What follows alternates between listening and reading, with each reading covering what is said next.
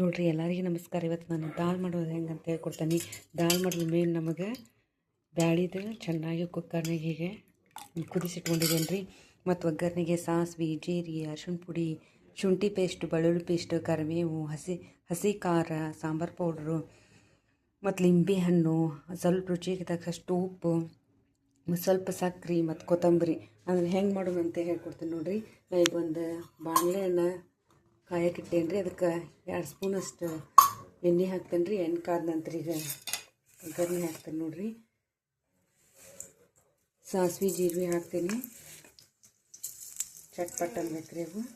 ಆಮೇಲೆ ಕರಿಬೇವು ಹಾಕ್ತೀನಿ, ಆಮೇಲೆ ಬೆಳ್ಳುಳ್ಳಿ ಹಾಕ್ತೀನಿ,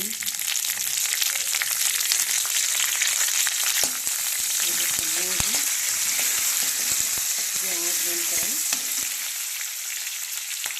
ಇದಕ್ಕೆ ಹಸಿ ಖಾರ, ಶುಂಠಿ ಪೇಸ್ಟು, ಅರಿಶಿನ, ಸಾಂಬಾರು ಪೌಡ್ರು ಎಲ್ಲ ಮಿಕ್ಸ್ ಮಾಡ್ಕೊಂಡಿದ್ವಿ. ಇದೇ ಟೈಮಿಗೆ ಈಗ ಸ್ವಲ್ಪ ಹಿಂಗನ್ನು ಸೇರಿಸ್ತೀನಿ ರೀ. ಆಮೇಲೆ ರುಚಿಗೆ ತಕ್ಕಷ್ಟು ಸಾಲ್ಟ್ ಹಾಕ್ಕೊತೀನಿ. ಆಮೇಲೆ ನಾವು ಒಂದು ಸ್ವಲ್ಪ ಲಿಂಬೆ ರಸವನ್ನು ಹಾಕ್ತೀನಿ ಇದೇ ಸಮಯದಾಗ.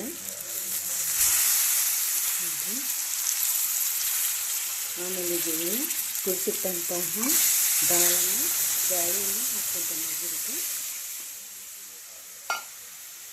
ನೋಡಿರಿ ಎಷ್ಟು ಚೆನ್ನಾಗಿರ್ತೈತಿ, ಎಷ್ಟು ರುಚಿಯಾಗಿರ್ತೈತಿ.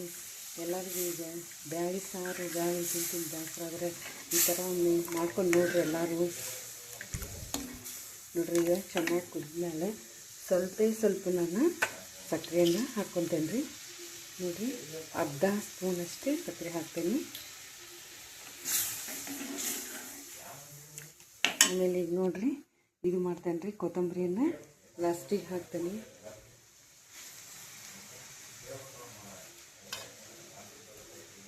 ನೋಡಿರಿ ರುಚಿಯಾದಂತಹ ದಾಲ್ ರೆಡಿ ಆಯ್ತು. ನೀವು ಒಮ್ಮೆ ಮನ್ಯಾಗ ನೋಡಿರಿ, ಮಾಡಿ ನೋಡಿರಿ, ಎಷ್ಟು ಚಲೋ ಇರ್ತೈತಿ. ಈಗ ಚಳಿಗಾಲದಾಗ ಬಿಸಿ ಅನ್ನದಾಗ, ರೊಟ್ಟ್ಯಾಗ, ಚಪಾತ್ಯಾಗ ಭಾಳ ಚಲೋ ಇರ್ತೈತಿ ನೋಡಿರಿ. ಬಾಲ್ ಶಂಕರಿ ರೆಸಿಪಿ ನೋಡುತ್ತಿರುವ ಎಲ್ಲರಿಗೂ ಧನ್ಯವಾದಗಳು.